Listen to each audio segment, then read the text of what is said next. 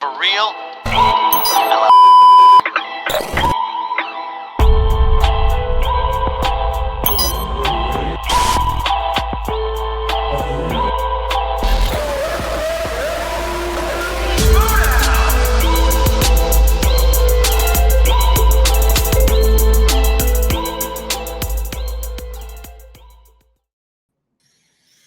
Hello, everyone, and welcome back to the Let's Get Ready Network. I'm Adelia. That's my buddy Josh. This is Nostalgia Crackdown, our Schmoedown retrospective. And this month, we're talking about probably one of the worst storylines they ever did in the Schmoedown, from our perspective at least, and that is the Schmoeminati. Josh, how you doing tonight? I'm doing great. This was an interesting one to look back on because I feel like while in the moment when this storyline was happening, I was going on my own moment with the storyline. Like I have a lot of mixed thoughts, and it's really interesting to look sometimes if something doesn't work, why doesn't it work, and try and learn from that. Like why we talked about my personal favorite storyline, the corruption storyline. What's the difference between corruption and Schmoeminati? Why did corruption work so well and Schmoeminati didn't? Probably get into that a little, but there's so much to discuss about the storyline, and I'm excited to get to it. Yeah.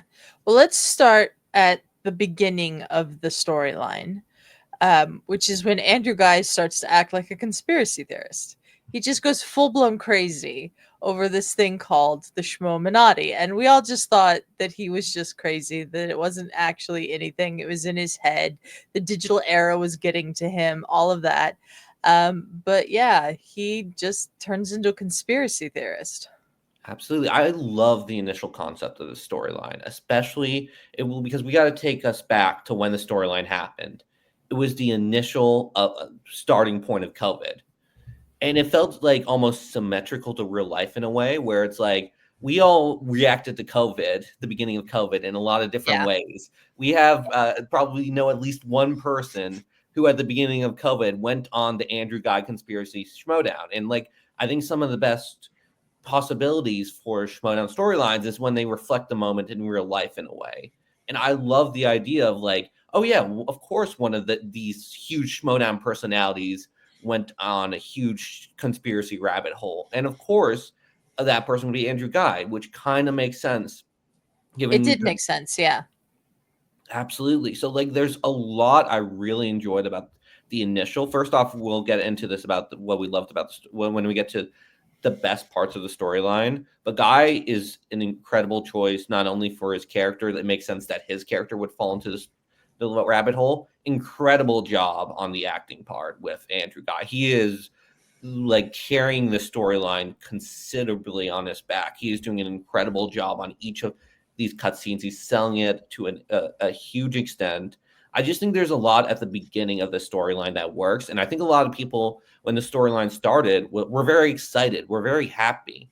And we're like really interested and some were hoping maybe the Schmoeminati was real. Some was trying to check in on Andrew Guy. There was, I feel like, a good amount of initial investment in the storyline. Yeah, I'd agree with that. Andrew Guy, for me, has always been one of my favorites in the Schmoedown. I just loved his personality, whether he was a heel in Team Action or whatever he was doing. He's also, in my opinion, one of the best actors in the Schmoedown. So he was the perfect choice to carry this storyline, and he did it beautifully. So Guy's going crazy, and he then loses to Bateman really badly, from my recollection. Yes, And really then badly.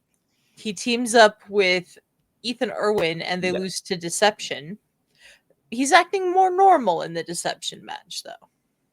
Yeah, it's interesting because there's this also thing where Guy's acting crazy, but also he's playing very badly. Which, in a way, if you go down the conspiracy rabbit hole, it doesn't feel like that would help your play.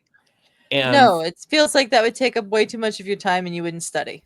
exactly. So, like, it makes sense within the storyline. However, you gotta remember this is the faction system, number one.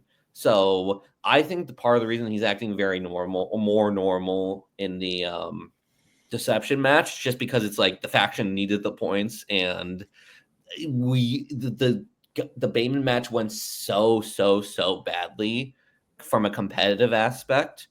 I mean, from an entertainment aspect, it actually is kind of an entertaining match when how the Schmoedown can have bad matches but still be entertaining because they advance the storyline. It's a huge rivalry between Guy and Bateman. It's also very funny. It was one of the biggest rivalries, but the two matches they played against each other 1v1 Oh, are the just huge matches are blowout. awful. The matches Yeah. are absolutely awful. Guy versus Bateman could have been an epic rivalry in the Schmoedown, but the matches just ruin it. So, and I think this is like not knowing this during the moment, but looking back on it, having those huge losses to Deception and Bateman are hugely impactful for the storyline. Because what made the corruption storyline work so well is that Mike Kalinowski kept winning. He kept being Yeah. in contention.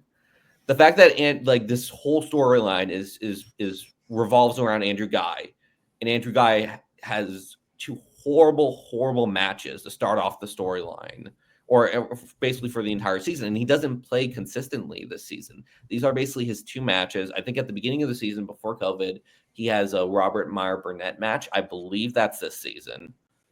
Yes, that's that same season. So he doesn't play that much. So a lot of the storyline is not like it's happening in the background. I think this is going to be a huge deterrent as we go forward within the storyline.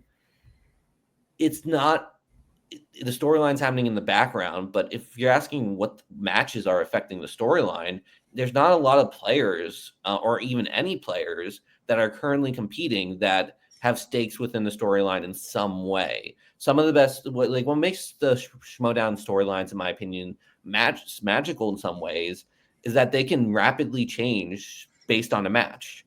Like Yeah. there are huge impacts of like, oh, the storyline can take two drastic turns depending on if Mike Kalinowski wins or lose. The corruption example is the perfect one. Like there's a lot of storylines where it's like, well, if this person loses, the storyline changes a different way, uh, but like because Guy, it's centered so much around Guy, and Guy's not competing, and when he's competing, he's losing badly. The storyline starts to take it, and Guy basically retires, I think, after the Deception match to start Yeah, becoming he an plays announcer. one more match ever after Yes. that. It's rough to have a storyline that has nothing to do with the current matches or the players. And we'll get into that as this goes on. And the issue is also usually if that type of thing happens, okay, you got to bring a new type of player into the storyline. But Chris, like as we go into the storyline, there's no other currently competing player that really gets dragged into the Schmoeminati. That's true. We get to the end of Spectacular 5. So this was the 2020 Spectacular.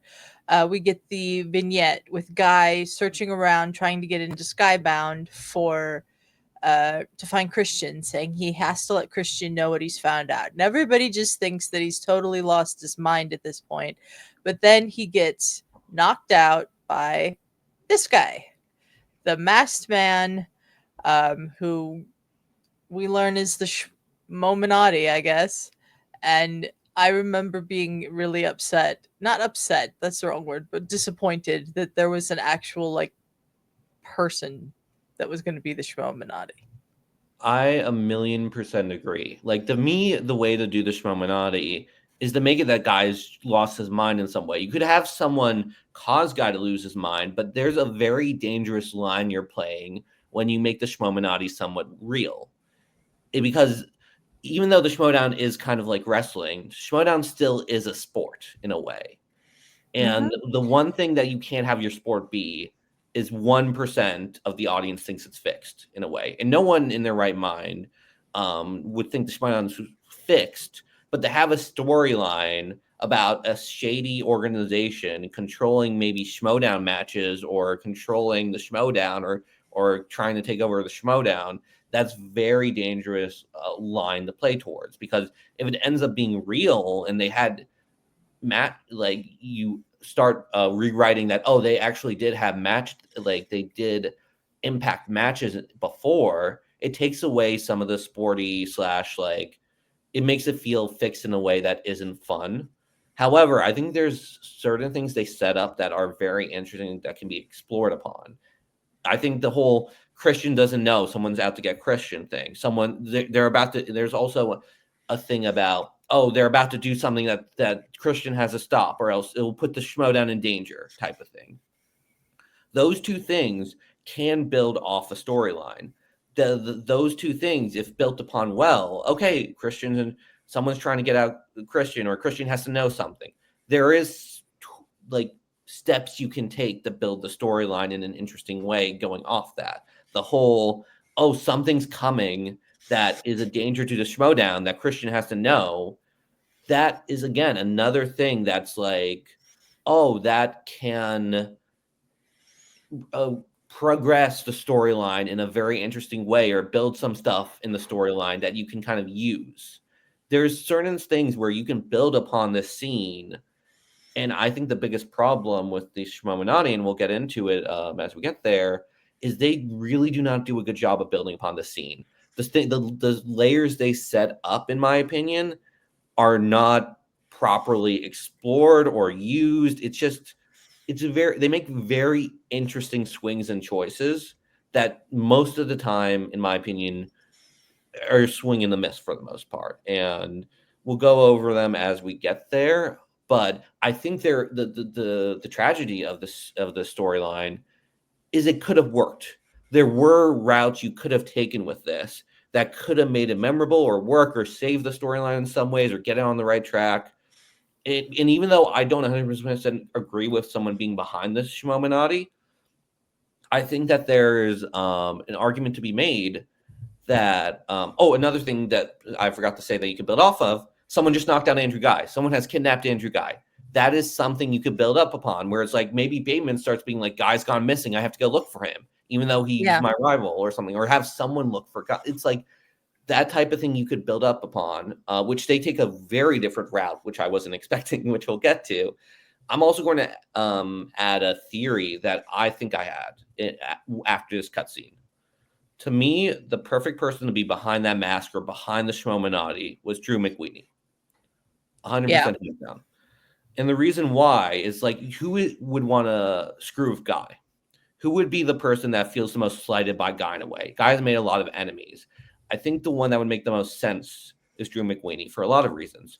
Drew McWeeny can say, you cost me a chance at a belt because you underperformed with the family.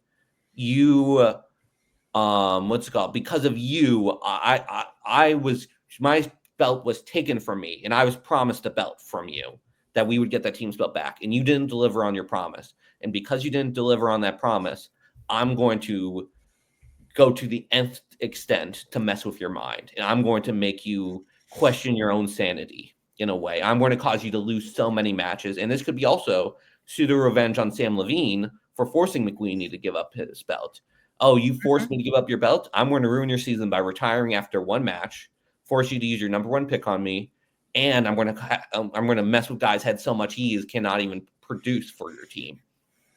And also, his nickname is the Godfather. So live up to, like, if anyone's going to pull off a scheme like this, the Godfather, that's that. You could live up to your name and be villainous in a way that McWeeny was never villainous, if that makes sense. It does make sense. It makes perfect sense. And I also think that McWeeny would have been a better choice because he wasn't an active competitor or manager at the time that this was going down. When it's revealed that Sam is the Schmoeminati, he's been an active manager in the league for 2 years. So we have had an active manager in the league trying to sabotage it for 2 years. And that's just, that doesn't make any sense if you don't want people to think that it's not fixed.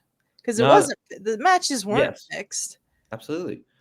Not only active manager, he was Guy's active manager. He was screwing. Yeah, he was Guy's manager. He was screwing with, it's like drafting someone number 1 overall and being like just driving him crazy for no reason. It was like, if you're going to succeed, if Levine was going to succeed as a manager, you would think that Guy would have to succeed as well. So it doesn't retroactively make sense of why he would start screwing with Guy's head, other than Levine just didn't care about being a manager and the storyline. It makes no sense. It makes absolutely no sense. So let's move on. Start of season 8. So we're in 2021 now. Guy wakes up in bed in full team action outfit, the suit, he was wearing the sunglasses, and he goes looking for Bateman.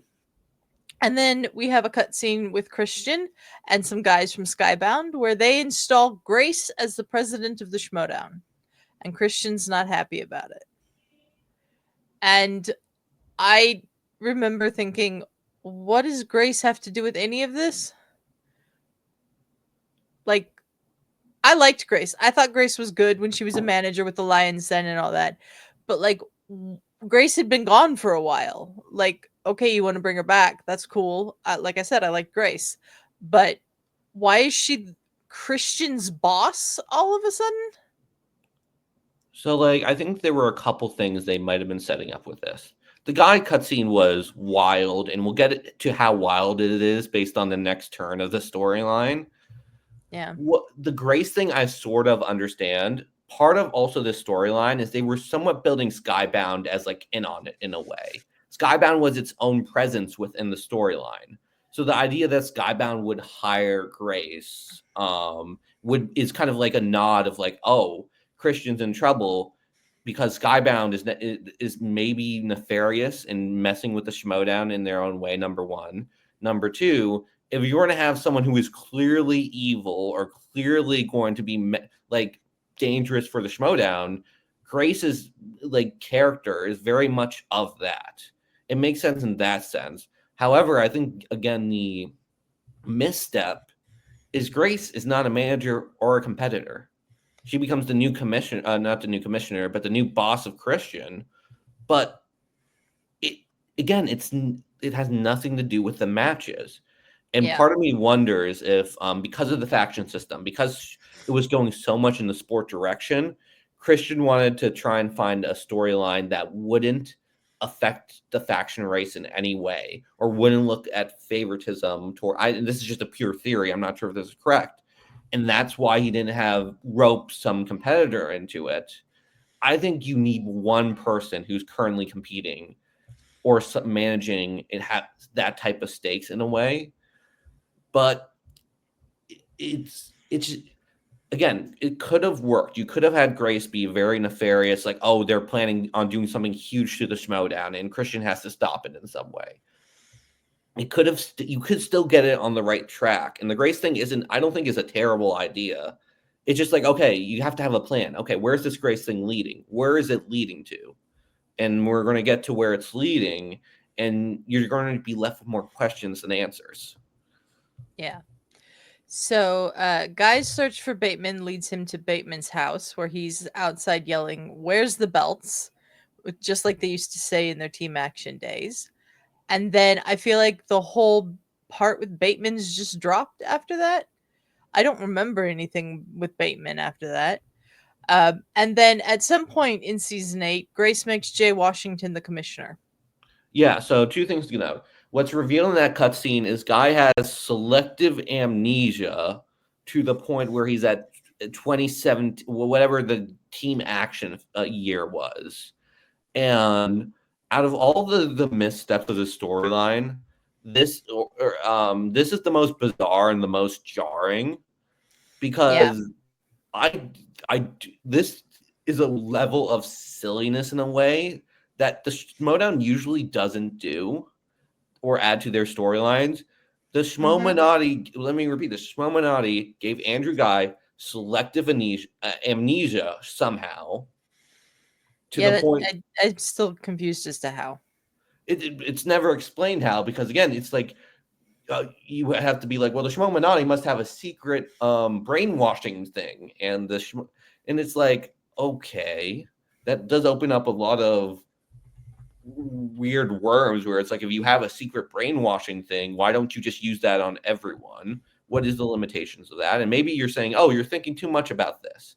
Well, you have to have some grounds of realism, in my opinion, when it comes to the storyline, especially when you build up the Schmoedown world into being in a real life world. If we've had multiple instances of brainwashing and this type of stuff, yeah, you can maybe get away with it. But like, this is the first time we've had something this cartoonish in a way. Mm-hmm. And the reason for it is because they can't have Andrew Guy spill, because he now knows the secret of the Schmoeminati. He can't spill it. But you also, I bet you, they don't want Andrew Guy completely gone because now he needs to become an announcer, number one, and you can't and he can't be an announcer if he's kidnapped. So you can't do the kidnapping route, number one. And I bet you they just still they have Guy's such a good character. You just didn't want to be like, oh, and Guy's not in any of these cutscenes. It'd be like having this A-list actor, Brad Pitt, and then you just make him the Vanisher, someone who doesn't, who is just a completely invisible character. It's like they didn't want to, like they didn't want to do the Deadpool Vanisher thing with Brad Pitt. They wanted Guy in this.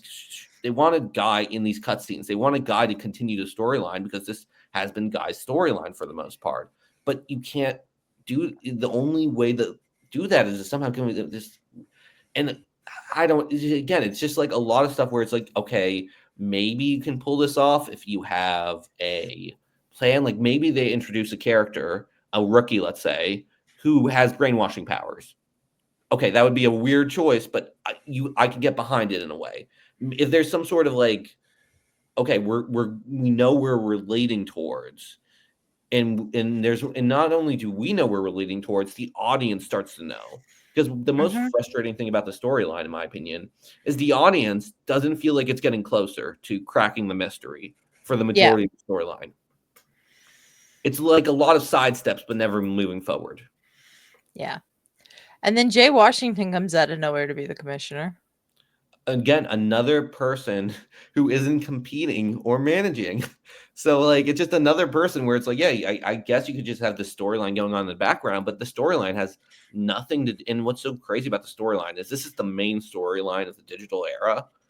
Yeah, It has like no impact on any of the digital matches, if you think about it.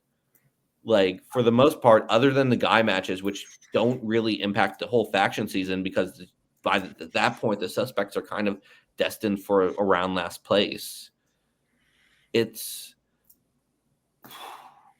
weird. It's a weird one. It is. Guy then ends up at Mark Ellis's, and Ellis takes him in and trains him on how to be an announcer.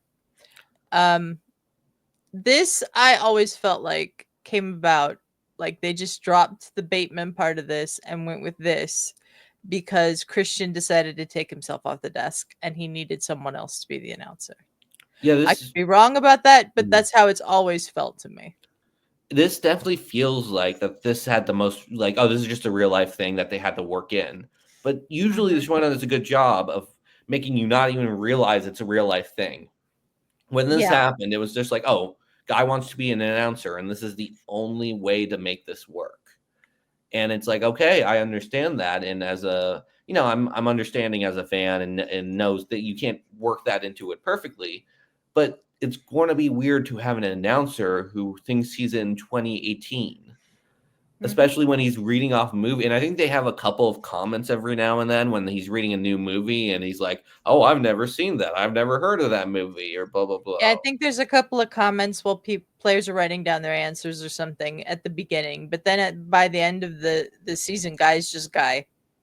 Yeah, it's like, it might be able to work if you really, really commit to it. But again, I think part of the problem of this is the whole amnesia thing. The whole amnesia thing just doesn't work with everything else. And you can make the argument what's even creepier is if Guy becomes an announcer and he's just normal and he doesn't talk about the Schmoeminati. If they somehow bought him off or they brainwash or they like did something to stop him from talking or be scared in a way, that's better than the brainwashing thing. The brainwashing amnesia, like that could have worked more like a psychological scary thing of like, what do they have on Guy now? What did they do to Guy? Are they holding Guy hostage in some way? Are they? And maybe Guy makes a comment about not being able to come home or like, oh, what's it called? I love when they feed me blank, and it's like, who feeds you? And it's like, oh, never, something like that. Like that's possible, but again, the whole amnesia thing is just so out of left field. It makes the announcing thing weird. And especially because, I don't know, the whole thing just like, at this point, it's kind of not meshing. And I think this is the turning point where people are starting to get a little sick of the storyline. Because I think for the most part, people start off like, up here, extremely excited. And then it's like starting to get lower and lower and lower. I think part of the reason it's starting to get lower is we're not getting any answers. We're not getting any clearance. It's just like another mystery and another mystery. And no answers, but still no answers. And it just keeps going down and down and down until we're like, okay, give us some answers or just end the storyline already. Well, they kind of did that because we basically ended storylines for that season in the digital era. And Christian, we just had guys and an announcer. And then we get to the start of season 9 when the first event of season 9 has this cutscene with Grace walking through a parking lot, and then she's talking to the guy in the Schmoeminati mask who decides to call Christian, and he takes off the mask and it's Sam. And we were watching this in our Discord, which you can be part of if you want. There's a link in the description of this episode to our Discord, so feel free to join. And I remember just saying out loud, "Why the hell is it Sam? Like, why?" It's so confounding on so many levels. First, before we get into the whole Sam Levine of it, I want to quickly talk about the whole choice to just stop doing storylines. And I think this storyline has the biggest problem is it's not set up to succeed in any way because we're in the middle of it. And maybe when we're about to get some answers and it's about to move forward in a meaningful way, all storylines drop. And when all storylines drop, it's just like, well, we're in the middle of this one. So how are it's just an example I would use is like if you didn't like a lot of people didn't like certain movie endings because they're like, oh, it's a cliffhanger ending that I have to wait 4 years or 3 years to get the conclusion of. Mhm. And this is a very much cliffhanger ending where it's like I have to wait until it becomes live, until it becomes in person to get the conclusion of. And I feel like this whole storyline has already been me waiting to get any sort of answer or conclusion. So the storyline, once that choice was made, was unsalvageable, completely unsalvageable. And I think going into season 9, and you can correct me if I'm wrong, what the feeling was, well, this is so unsalvageable and people are so done with this storyline because it's so drawn out. We have to end it. We don't care how we end it. We have to end it. We can't continue season 9 within the storyline. So we Yeah. have to end this as quickly as possible. And they ended it for sure with that Schmoeminati cutscene at the start of season 9. It's possibly the worst cutscene in Schmoedown history. I didn't remember it being that bad, and we revisited it. Both of us watched it before we recorded this episode. It's that bad. Like, it makes no sense. Sam's whole reasoning for doing this was he wanted to pit Grace against Shannon and wanted to make Guy insane. It was like What? it was the whole reason he basically gave was like, I just wanted to do it to mess with Guy. So you wanted to do it to mess with Guy, the person you were managing at the time, your number 1 overall pick, basically. Okay, let's even kind of run with the fact that like you just wanted to mess with Guy. Okay, why did you add Grace then? And Sam was like, oh, it's for the good of the Schmoedown. It's for the good of the Schmoedown. I did nothing to hurt the Schmoedown, which is technically true. He really didn't do anything that technically hurt the Schmoedown. I think his argument is like, oh, the Grace versus Shannon thing was so entertaining. And because it was so entertaining that, like, I did a good thing. And Jay, I mean, I don't remember what he said about Jay, but The like, Grace versus Shannon thing was so entertaining that I don't even remember it. no, I don't remember it either. It was like the least memorable feud with corruption that season, if you think about it. That's the first problem with it. Again, Sam messing with Guy, that's fine, but I feel like they're in 1 foot or in 1 foot out 1 foot. They're doing what I said is like someone just wanted to mess with Guy because my whole McWeenie thing is just like, oh, McWeenie wanted to mess with Guy and make Guy crazy. And they're basically doing that, except instead of McWeenie, it's Sam Levine, and that could work. But the problem is, we had this question at the beginning of the storyline: is the Schmoeminati real? And yes, the Schmoeminati ends up being real. There is an organization technically that is trying to like do something within the Schmoedown, but that something is it not being real because all it is the mess with Guy. It's like, oh, they're doing something, all these moves with backwards deals to mess with the Schmoedown. And then it's like, oh, those backwards deals don't matter, and it was just a mess with Guy. It's like it's almost eating your cake and having your cake and eating it too, where it's like, oh, the Schmoeminati is real. Oh my god, the Schmoeminati is real.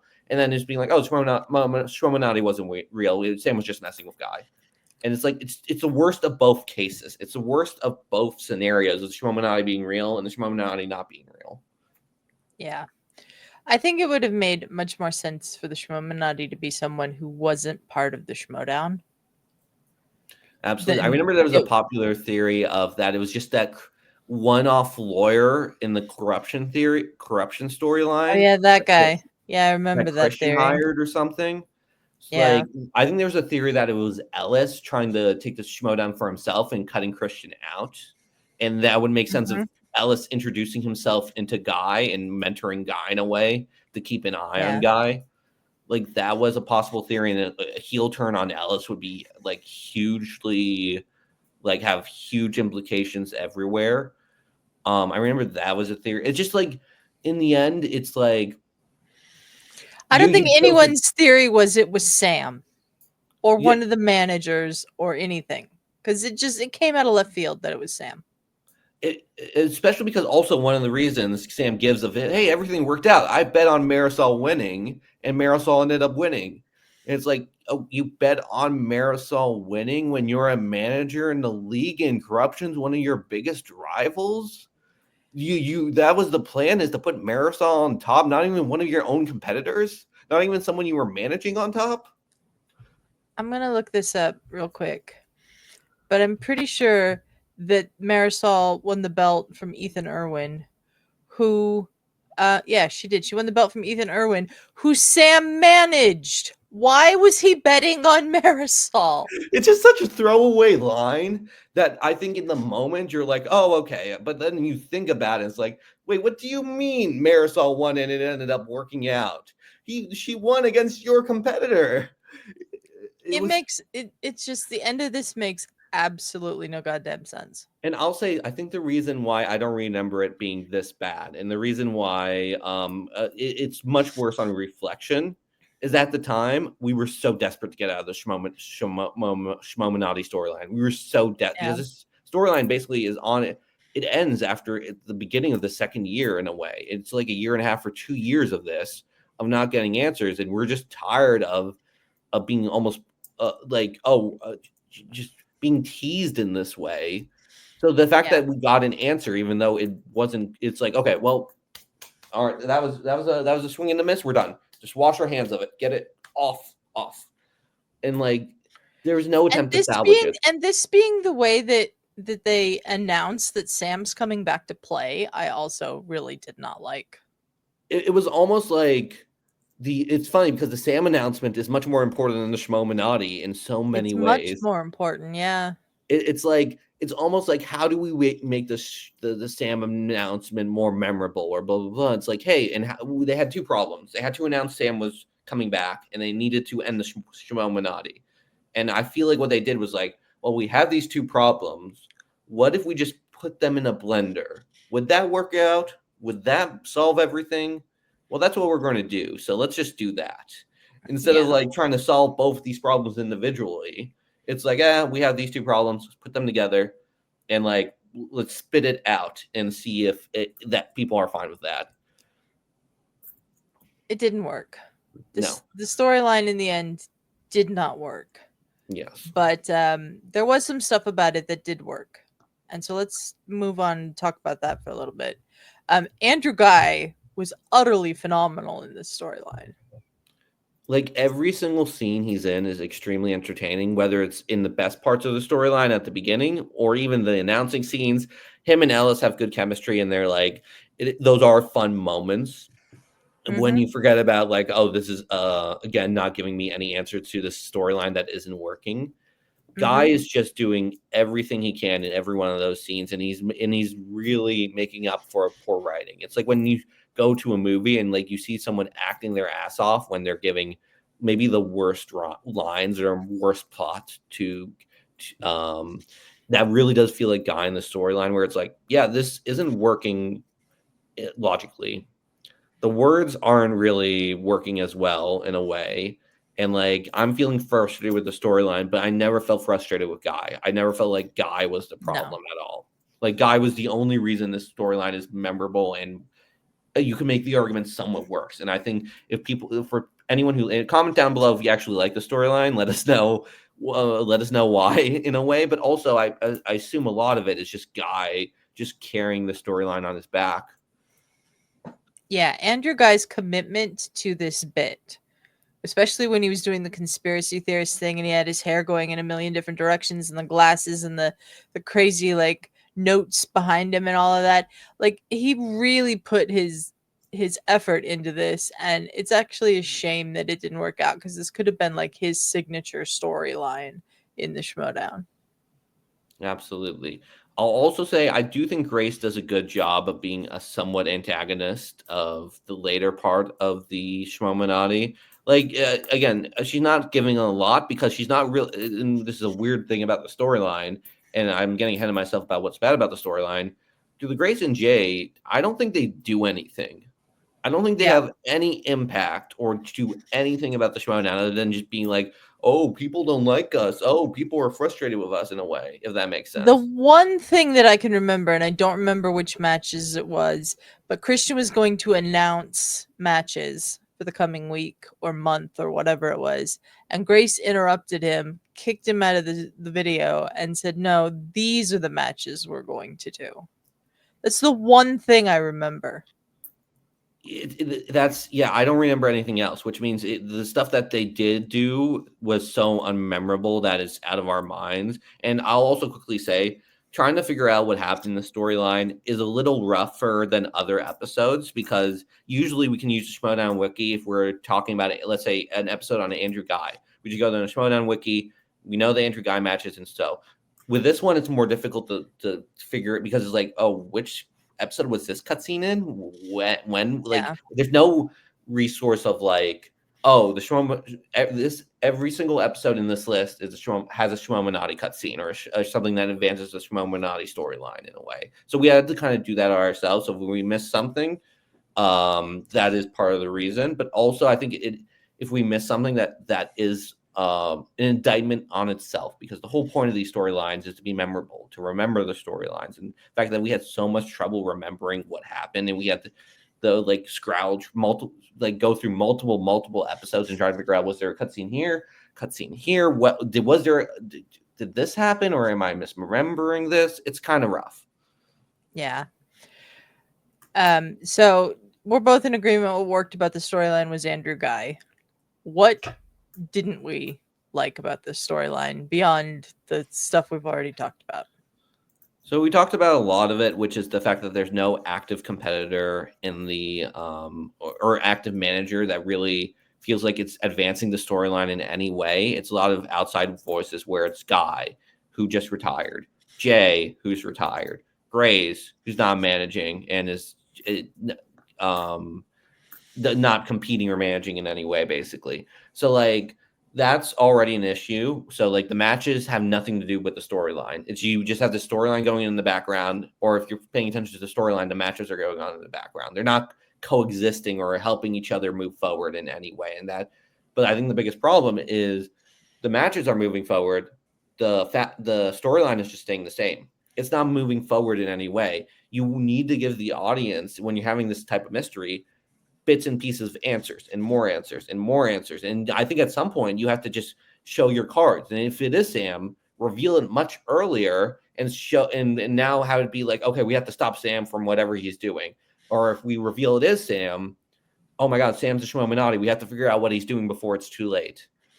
Yeah. I Or I I sorry, think go ahead. I think you hit the nail on the head earlier when you said the fact that there are no matches driving this storyline forward also really hurt it, because how, like we talked about with the Anarchy storyline and with so many other storylines, you build up to a match, and then the match happens, and then the result of that match progresses the storyline in one of two directions. And there was none of that with this. And that's a real problem because there was no drama, there were no stakes, really, because like Guy's an announcer now. Like, what's he really going to be able to do to, like, what's the Schmoeminati going to do to control Guy to change an outcome or something? Like, I kept waiting for there to be some like big controversy because Andrew Guy said a question was correct when it wasn't, or something like that, to help whoever the Schmoeminati was, and that just never happened. Not only that, but also like you can make the argument that one sort of team that could be affected by this Schmoeminati is corruption. Maybe but the corruption ends up winning the season, so you can't even make the argument that like corruption's like the Schmoeminati screwed us, Grace screwed us, Sam screwed us, and we're gonna have a huge rivalry with them. It's like, well, the Schmoeminati was apparently on your side, rooting for Marisol, but putting Grace in charge, and like and I think part of the reason it ended up being this way is we have to remember the digital limitations in a way. There was no freedom of like right after a match being able to quickly make a cutscene, or right after a match having the competitors interact face to face. It's all digital. So like if you want to have a cutscene right after a match, okay, we have to figure out a way to film that in person, which probably was a little costly, especially with Skybound, or have the competitor film a cutscene. It was probably much easier and much cost effective to be like, okay, the matches will happen here and the storyline will happen here, and that way we can just focus on getting the storyline cutscenes in the match, like get them out on time in a way. I wouldn't be surprised if there's a lot of real life reasons behind it, but just because there are real life reasons behind it does not make it work. Yeah. And then when they do finally have the clearance to film a cutscene, they film that absolutely awful one with Sam and Grace. Well, that's in the way they do it is they do it as soon as it's live again. So the minute they're able to, they do a cutscene, but it's too late to salvage the storyline. So they have to just be like, okay, how do we end this as quickly as possible? And that's basically what we did.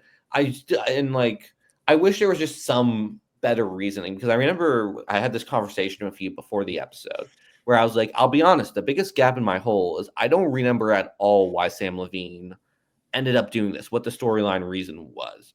I'm like, I was like, I had trouble finding the cutscene because I thought it was season 8. I forgot it was the beginning of season 9. But I was just like, I was like racking my brain. It's like all I can come up was the screw of Guy, and I know that was one of the reasons. But I was like, there has to be some other reason. There has to be some other reason it's Sam. It has to be. And there wasn't. No, it was just there that just wasn't. Because there are so many holes of it being Sam. The fact that he managed Guy, the fact that he managed Irwin, and then goes on to say, well, Marisol won. I betted on that. You betted on Marisol beating your own competitor. It's just so confusing. And so, like... That's the word for it. It's so confusing. Everything about this storyline is confusing. Yes, and sometimes they lean into that because the whole point of the storyline is that someone went down a confusing conspiracy rabbit hole. But it can't be. You have to give answers at some point. Progress it now. It's just you rough. Can't have a conspiracy theorist character like Guy was, and then make the thing they're conspiracy theorist about actually be real. Or at least if you're going to do that, you can't. It's just so tough to do that when you already built a realistic world within the Schmoedown. Like we don't think the Schmoedown takes place in a cartoon world. There's been no indication that there is like these brainwashing machines, that there is these people who are so powerful that they can control the Schmoedown. There's no indication of that in the moment. There's a lot of like real life stakes, and a lot of the conflicts within the storyline are built off human emotions in a way. The corruption thing is Mike feeling slighted from his team and feeling slighted by the fans for not giving him the respect they deserve. Like a lot of storylines are built on pure rivalries of being frustrated about losing, being so dedicated to the Schmoedown and the sport. Like doing backhanded things or not having good sportsmanship. And for this one to be built off conspiracy theory and brainwashing is just so out of left field. And then I think the biggest reason this doesn't work is because they just didn't stick with it, because they just dropped all storylines. You can make this work in the end. you can figure out a way, because once you get the feedback that this is going too slowly, just speed it up. Have someone reveal, have there be like a plot to stop, even be like, oh, I'm willing to stop all my plans if if Ethan beats Marisol. You could have it revealed to be Sam. Sam has the current singles champ, and he and be like, Grace added a clause that if Ethan Irwin is the singles champion, he gets to choose the next commissioner for the next season or whatever. And then there's a race to beat Ethan Irwin, and that adds to the matches in a way. Yeah, When it some, needed some sort of stakes. It needed something like that. And then because they dropped the storylines, by the time we get the reveal, just like nobody cared anymore. yeah, it definitely felt like the reaction was like, oh, well, I'm so glad it's over. I remember the talk going into season 9 was, what are they going to do about the Schmoeminati thing? Everyone's tired of it and everyone's done with it. And I think the best way to think about the storyline is to just a position of when the storyline started, everyone was so excited. Everyone was so in on it. Everyone was like, is the Schmoeminati real? Blah, blah. We're so invested in the mystery.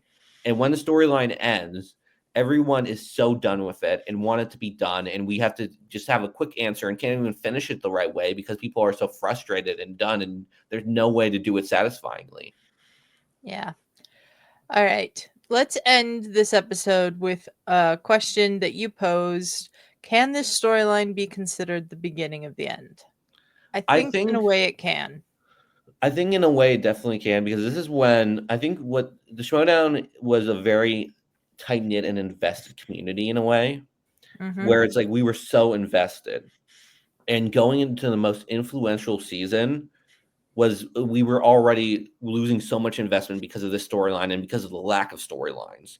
So the minute this starts not working, the Schmoedown, for better or worse, in some ways was living on a razor's edge because of the digital. And if you're saying what's the beginning of the end, it's COVID. It's like, if It we're being is. It completely is honest, COVID. Yeah.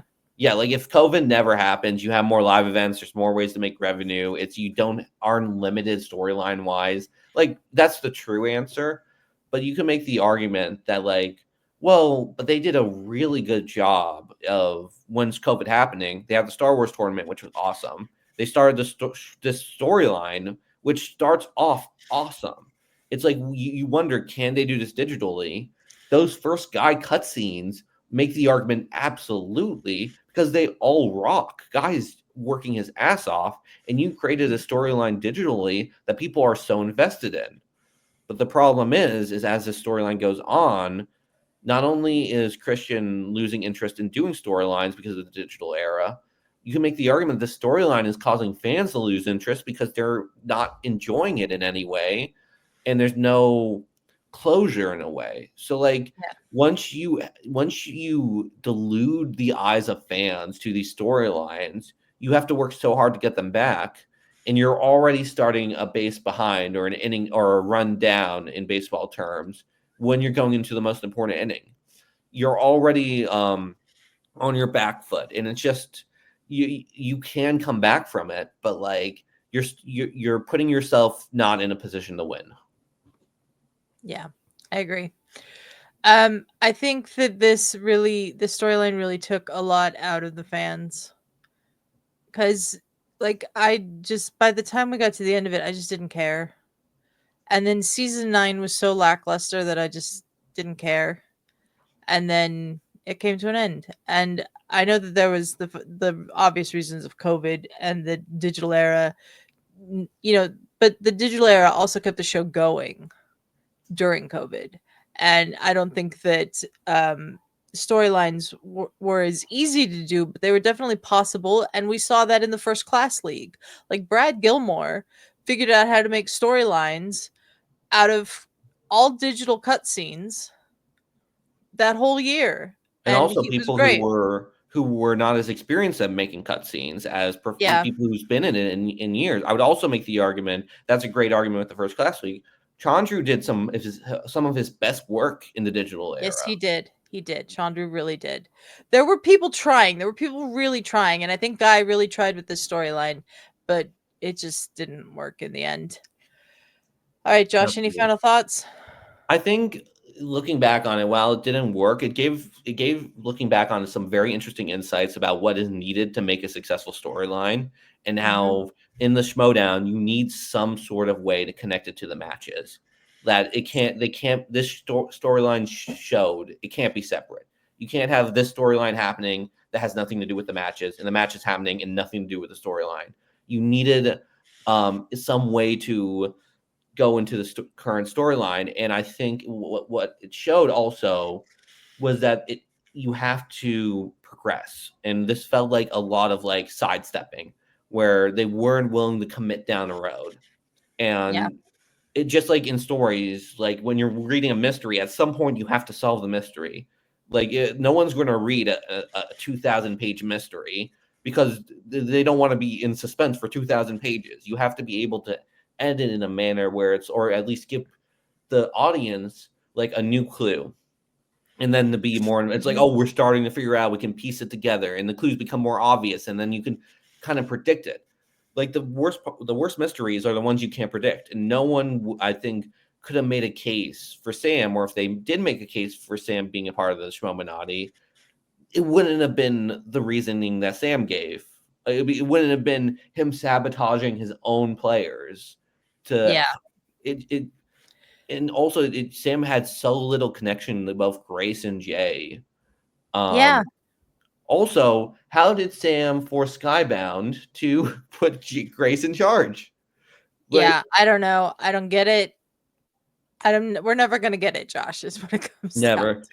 But it's a shame because like I think like we had a lot of possible great storylines that could have came out of this. I think looking back on it, there were moments that you could build off of, and they just made the wrong choice. And sometimes Yeah. you have a left and the right, and if you go left or right, it's okay. But it felt like every time this storyline had a left and the right, it was like I'm going to actually go backwards, or I'm not going to make a left or right or go completely straight off the path. And like Yeah.